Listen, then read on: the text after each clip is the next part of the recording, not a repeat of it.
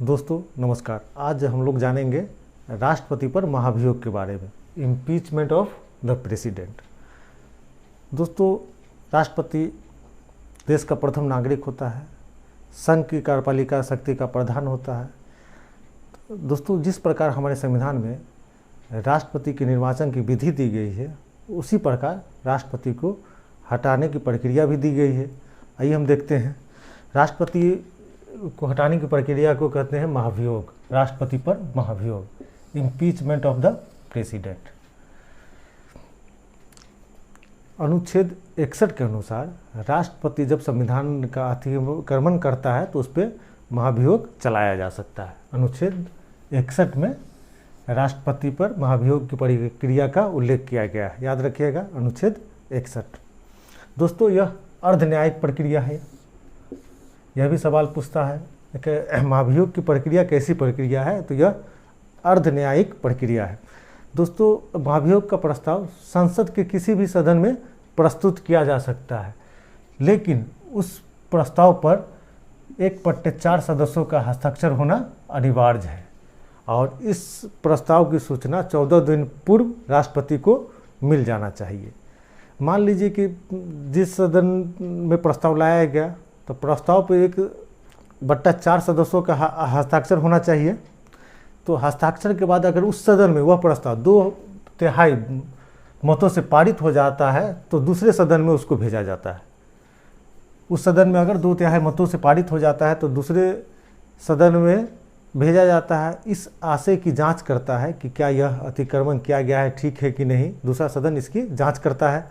अगर वो सदन भी उसको 2/3 मतों से पारित कर देता है तो राष्ट्रपति पद मुक्त समझा जाता है। उस दिन से राष्ट्रपति को दूसरे सदन में स्वयं या अपने प्रतिनिधियों के माध्यम से उपस्थित होने का अधिकार है। लेकिन दोस्तों, यहाँ एक चीज़ देखना है कि राष्ट्रपति का जो निर्वाचन होता है उसमें लोकसभा के निर्वाचित सदस्य, राज्यसभा के निर्वाचित सदस्य, राज्य विधानसभा के निर्वाचित सदस्य और संघ क्षेत्र के विधानसभाओं के निर्वाचित सदस्य भाग लेते हैं। लेकिन जब इन पर महाभियोग की प्रक्रिया चलती है तब सिर्फ राज्यसभा लोकसभा के सभी सदस्य भाग लेते हैं, सिर्फ निर्वाचित नहीं, सभी सदस्य। ये अंतर समझिए, तो इसको याद रखने की ज़रूरत है, अक्सर पूछा जाता है। तो दोस्तों, एक बार हम देख लेते हैं राष्ट्रपति को जो हटाने की प्रक्रिया होती है उसको हम महाभियोग प्रस्ताव कहते हैं, याद रखिएगा। यह है अनुच्छेद 61 में इसका विवरण दिया गया है कि राष्ट्रपति को कैसे हटाया जा सकता है। यह एक अर्ध न्यायिक प्रक्रिया है। महाभियोग का प्रस्ताव संसद के किसी भी सदन में प्रस्तुत किया जा सकता है। उस सदन के 1/4 कम से कम 1/4 सदस्यों का हस्ताक्षर उस प्रस्ताव को होना चाहिए।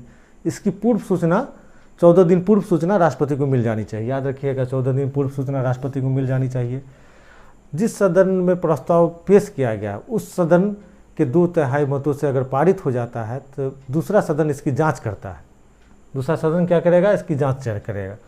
एक उदाहरण के द्वारा समझिए कि हमारे संसद के 2 सदन हैं, लोकसभा, दूसरा राज्यसभा।